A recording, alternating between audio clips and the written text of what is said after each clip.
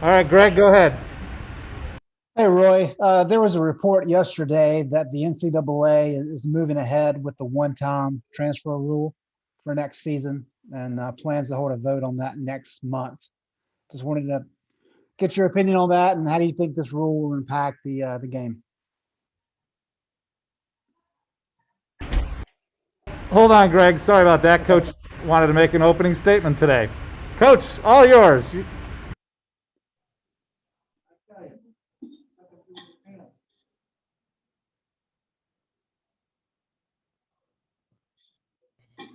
Hirsch, no, we can't hear anything. Yeah, neither can I. Hang on. He's still muted. Ken, will you please unmute Coach? Hello. Yes, sir. Go ahead, Coach. Here we go. The reason I guess you didn't stop, Greg, is because you couldn't freaking hear me. But no, stuff has gotten a little crazy. I said after the game, I kissed the floor. I thought as I started to walk off, and I've had plenty of times in my life I wished I'd kissed the floor at Allen Fieldhouse 10, 20, 30 times. This year, we were undefeated in the conference at home. Our last two games, the crowd came in and they were sensational. And it was just, I didn't know anything about Antoine Jameson kissing the floor. I'd never heard that story. I knew that we won a lot of games at Kansas and here that I thought the crowd was extremely important to us. I knew it was the last game this season in the Smith Center, and that's all it was. That's all it was. And then all this stuff's come out about our about our contributions. If you really think about it, guys, come on. One of the things that's said in there is that the total was about 5.8 million in the 18 years.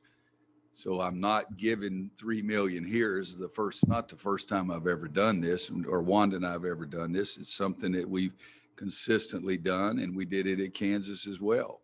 And I just wanted to say that somebody said I was trying to buy another year from Bubba.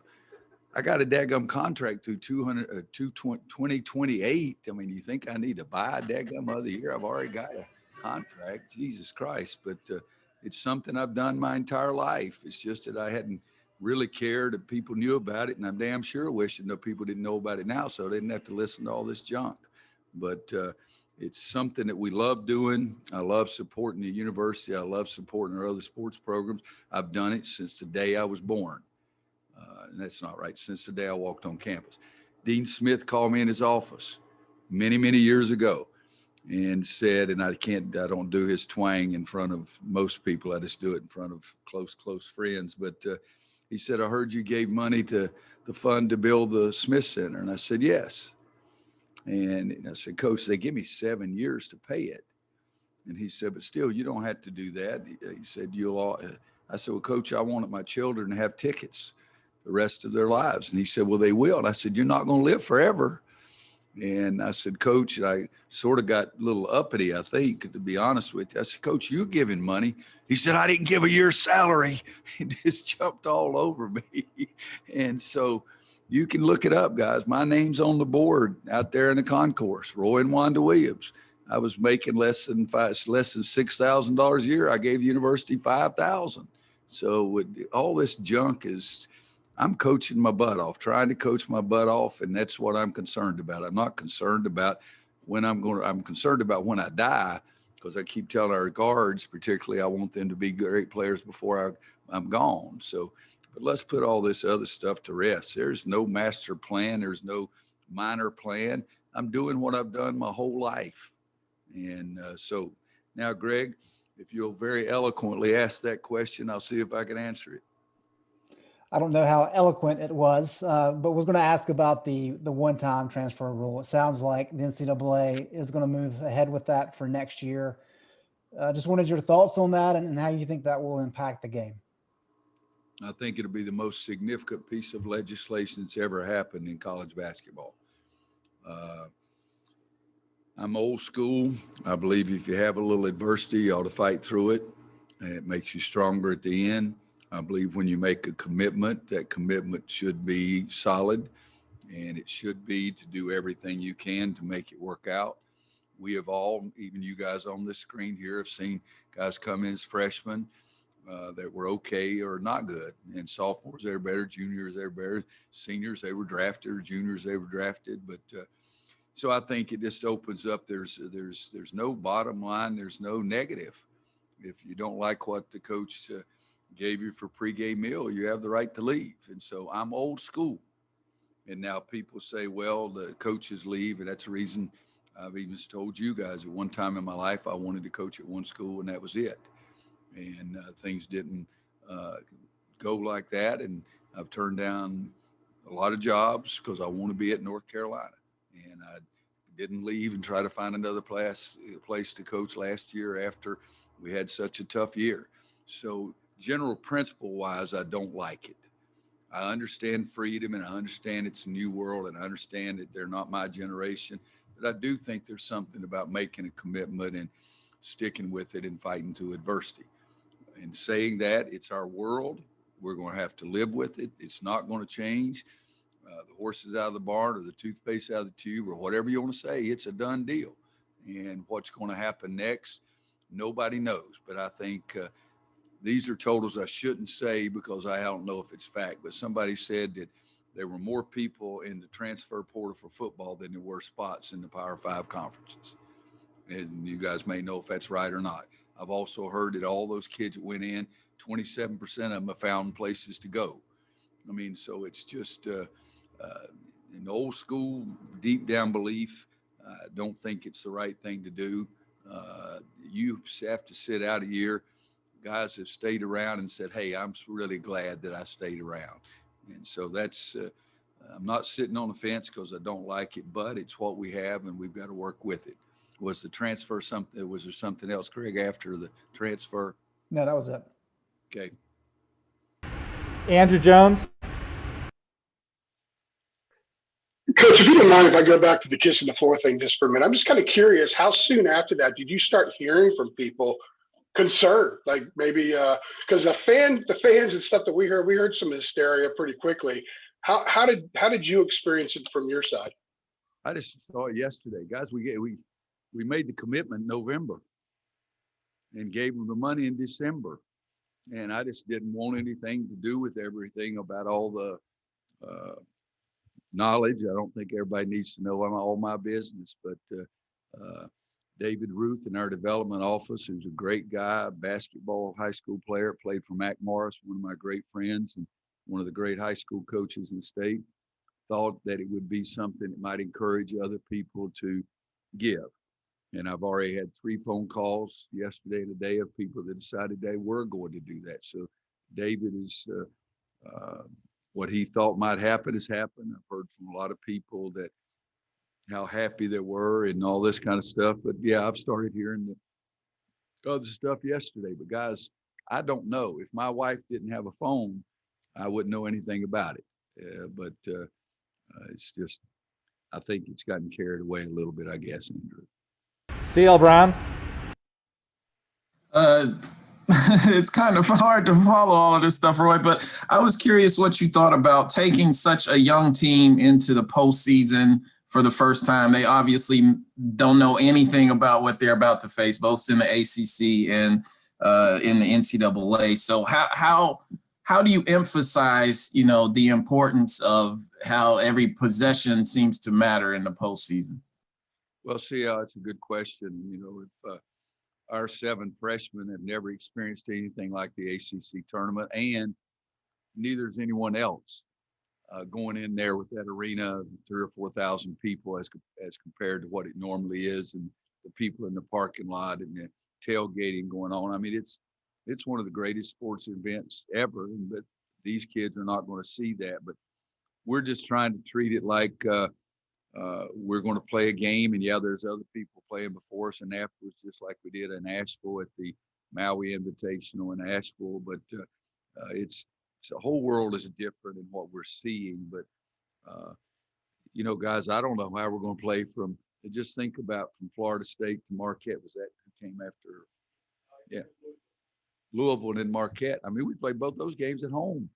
So I have no idea what the good's going to look like in Greensboro Coliseum. Brendan Marks.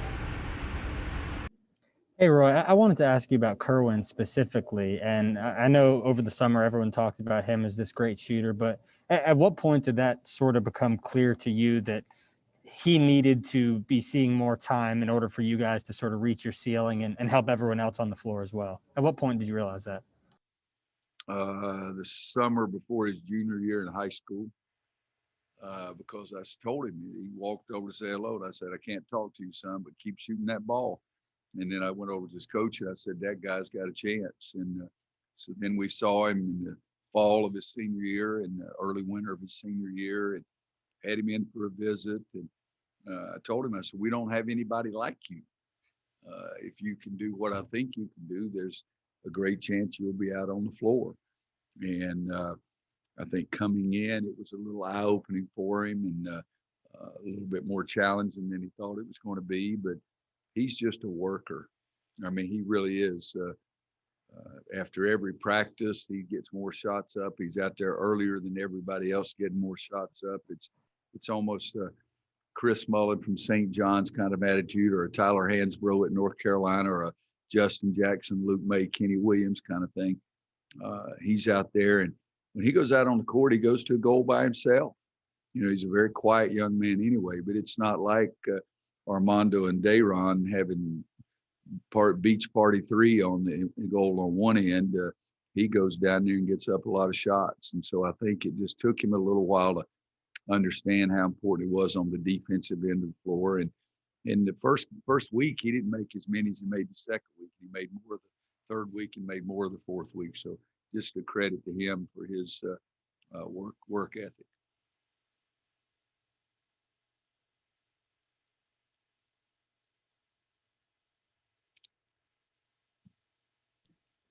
I think you're muted, Steve. Yeah, well, now my internet just dropped out, but I'm back on. Lauren Walsh. Hi, Coach. So usually we're talking about wins and losses when referencing a challenging season, but this year has obviously taken that to a new level. So how would you describe the journey it has been for you and your program to get to this point and have a path not only to the ACC tournament, but potentially the NCAA tournament with everything that's happened?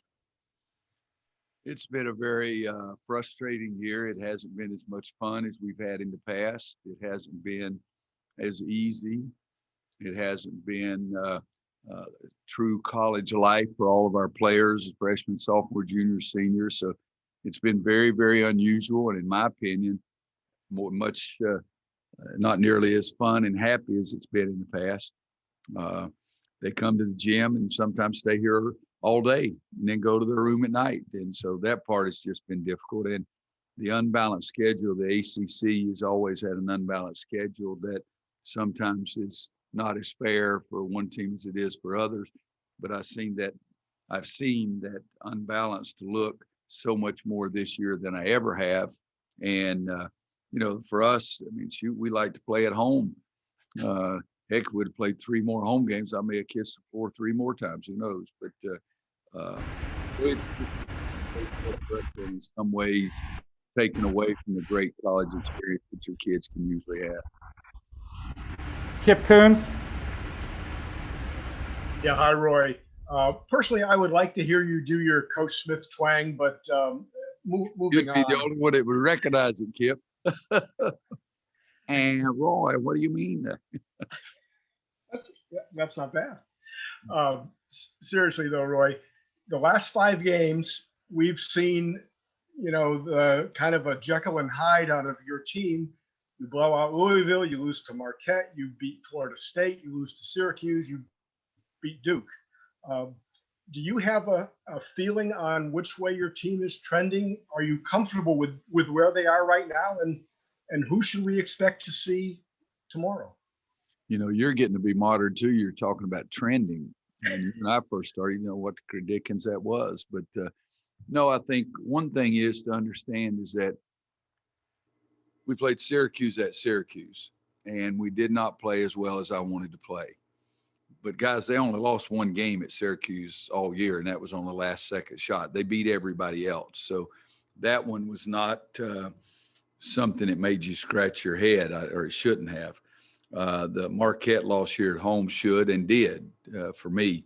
But no, we've had, we had a great win somewhere and then went to Clemson and we were just awful. I forget who we had. So it's been our mojo all year. I asked them yesterday at practice, did you want to go up and play great one night and then get your tail kicked the other night, or do we want to get more consistent? But yeah, you can't keep blaming it on this, but I do think it's a factor that those 7 guys are freshmen. And every game they've been guarded by somebody or had to guard somebody that they have never heard of. And that guy was kicking their tail. And so that is a big, big difference for freshmen. I remember several years ago, I asked, I think it was Larry Drew and Dexter Strickland. I said, have you ever heard of Andrew Goudlock? And they, no. I said, well, he said in the paper he's going to hang 30 on you tomorrow night, and he got 33. But they had never heard of it. And so young guys just don't have that experience to go in and handle those kind of things. And yes, I tell them we're no longer freshmen. We've had 84 practices and 25 games, but the bottom line is they're still freshmen, and they're way behind where a lot of freshmen would be because the lack of preseason, the lack of conditioning, the lack of exhibition, lack of pickup games and those kind of things. So, but Kip, other than that, I don't have any exclamation, and I've tried to figure out everything, but you can change a lot of things, but you can't change what the mindset of a 18, 19, 20-year-old is.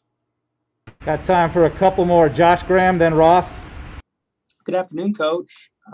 You mentioned Antoine Jameson earlier. I was going through Steve's notes, and the last time North Carolina won an ACC title in Greensboro, he was the MVP. And the last time you were a part of the Carolina team that won in Greensboro, some guy named James Worthy won the MVP. Given that connection to history that the Coliseum represents, how much does it matter to you that the ACC continues to come back to Greensboro? Well, I have 2 different thoughts. One, if you'd told me that, I would have voted to go somewhere else. I didn't realize all that, but I think Greensboro is the best place to play the tournament. I've always felt that way. Everybody in town knows the game's going on. Everybody's excited. We don't need to have that discussion anymore about the media center of the world because everybody's got a phone. And the funniest thing is when we were in Brooklyn, and I'm not lying, we're at Brooklyn and I come back in from doing our morning exercise, and the guy at the gate at the front door said, Coach, how you doing? That's why he said, what are you in town for? I mean, we're staying at his hotel. He didn't even know the daggum tournament was going on. So, but I think Greensboro is the best place. The committee up there does a great, great job.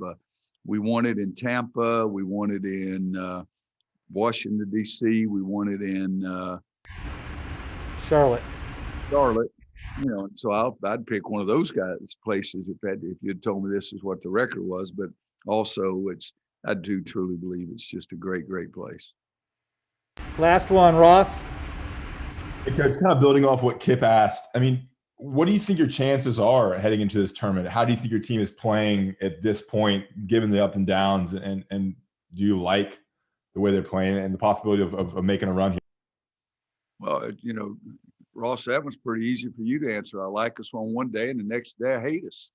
I mean, it's you guys deal with us. We're all old guys. If you had to deal with the kids, and if you have kids, you can't predict what the crap they're going to do the next moment, much less the next game. In my team, I cannot. I mean, I've been trying, guys, and I've done this for 48 years. But so to answer, you did cut out right early in your question. I had no idea the first thing, but if you're thinking or asking, what do I expect? The answer is I have no idea. If you're asking what I'm looking for, is I'm looking for us to get more consistent. I've said all year long that I think we can be a really good basketball team, but we got to play on game day. The two of the best practices we had all year were the 2 days before we played at Clemson. I'm serious, 2 of the best practices all year, and we went down there and Clemson just killed us. So what I'm looking for, hopefully, is that we'll get more consistent and be able to do it 3 or 4 days in a row. But who knows? We'll see when we get there and see what happens during the game. Thanks, Coach. Thanks, everybody. Sorry I couldn't get to everybody, but went a little long. Thank you. All right.